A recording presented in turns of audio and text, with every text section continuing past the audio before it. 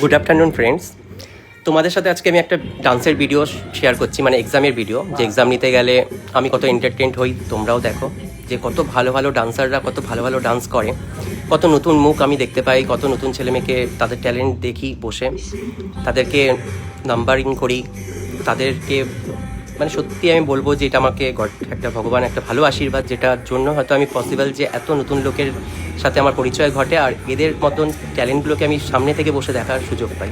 কেন প্রত্যেকে কিন্তু জিনিয়াস, আর আমি চাইছি যে সেটা তোমাদের সাথে শেয়ার করতে, কারণ তোমরা আমার ফ্রেন্ড, তোমরাও ডান্সকে ভালোবাসো। আমি জানি আমার ফ্রেন্ড অনেকেই আছে এরকম আমার ফেসবুকে, যারা ডান্স এন্টারটেনমেন্ট খুব ভালোবাসে, এবং আমি আমার ডান্সে আমি দেখি লাইক কমেন্টস, তাতেও আমি খুব খুশি হই যে তোমরা এত ভালো ভালো কমেন্টস, এত ভালোবাসা আমাকে দাও। তো আমি সেই জন্য আমি চেষ্টা করি, কেন এক্সাম নিতে গিয়ে তো সম্ভব হয় না ভিডিও করা, তাও আমি চেষ্টা করি শর্ট ক্লিপ নিই 2-4টা, যাতে আমি সেগুলো তোমাদের সাথে শেয়ার করতে পারি। তো সেটাই আমি করি ওখানে বসে। এরকম বহু জায়গার এক্সামের ভিডিও আমার কাছে জমে রয়েছে, কিন্তু আমার ওই যে বলে না, দেওয়ার টাইম হয় না, তাই দেওয়া হয় না, হয়ে ওঠে না। তো আজকে আমি বললাম যে না, আজকে একটা ভিডিও একটা স্কুলের দিয়ে দিই। এটা আমি গেছিলাম দমদমে পরীক্ষা নিতে, কলকাতা।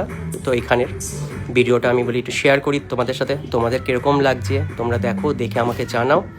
যদি ভালো লাগে অবশ্যই কমেন্টসে জানাও, আর তোমরাও এন্টারটেইনড হবে আমি এটা জানি। যদি তোমরা লাস্ট অবধি দেখো, প্রচুর ট্যালেন্ট আছে। যদিও ভিডিওটা আমি শর্টেই দিচ্ছি, কেন বেশি লং করা যায় না হয়তো, সেই জন্য আমি তোমাদের বেশি ভিডিও বড় করছি না, কিন্তু চেষ্টা করছি যে শর্ট ভিডিওর মধ্যেও আমি যতটা পেরেছি তোমাদেরকে দেখানোর চেষ্টা করেছি, অনেককেই সামনে এনেছি আর কি। আর বহু ছেলেমেয়ে এরকম আছে যাদের ভিডিও আমি করতেই পারিনি, বা হয়তো সম্ভব হয় না, কেন আমি তখন নাম্বারিং দিতে ব্যস্ত, অ্যাডমিট দেখতে ব্যস্ত, বিভিন্ন রকমের কাজ থাকে না পরীক্ষা হিসাবে, তো সেটা সম্ভব হয় না। কিন্তু তার মধ্যে যতটুকু ক্লিপ নিতে পারি নিয়েছি, তাই সেগুলো তোমাদেরকে আমি শেয়ার করছি। তো তোমরা দেখো আর এন্টারটেইন করো। যদি ভালো লাগে তাহলে অবশ্যই লাইক কমেন্টসটা করো।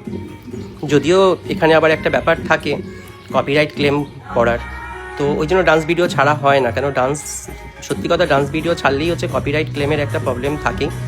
তো আমি যে ভুলটা করেছি তোমরা সেটা করবে না। অনেকেই এই ভুলটা করেছো যে কপিরাইট আসলে ডিলিট করে দাও ভিডিও। ডিলিট করো না, কারণ হচ্ছে কপিরাইট কিন্তু 33টা 34টা কারো 100টা করতেই পারে কপিরাইট, কিন্তু তার জন্য ডিলিট করবে না ভিডিও। কেন ওটা তো ফেসবুক চালাচ্ছে, ফেসবুক বুঝবে। তুমি যদি পারো ওটা হচ্ছে রেভিনিউ শেয়ার করে দিও, বা তুমি যদি পারো পরে গিয়ে জাস্ট 3-4 মাস পরে ওটাকে মিউট করে দিও, তবেই আচ্ছা। বা এরকম ভয়েস দিয়ে তোমরা ভিডিও করো, কিন্তু কেউ ডিলিট করো না। কেন ডিলিট করলে না ফেসবুকে ইনকামের উপরে ভীষণভাবে চাপ পড়ে, এবং তোমার আর্নিং কিন্তু বন্ধ করে দিতে পারে, যেটা আমার ক্ষেত্রে হয়েছিল।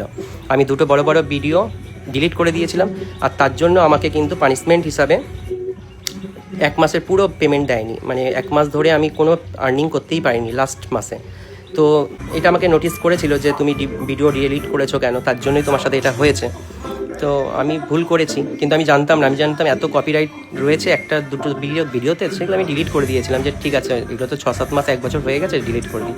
বাট তার পানিশমেন্ট আমি পেয়েছি। তাই তোমাদেরকে আমি বলবো, তোমরা কেউ কিন্তু ভুলে হচ্ছে ডিলিট করো না ভিডিও, ঠিক আছে? কপিরাইট এসছে, ঠিক আছে, তোমরা ওটাকে মিউট করতে পারো, বা তোমরা কপিরাইটকে শেয়ারিং করতে পারো, বাট ডিলিট কেউ করো না। ডিলিট করলে কিন্তু তোমার প্রোফাইলে এফেক্ট পড়ে ভীষণভাবে। Thank you.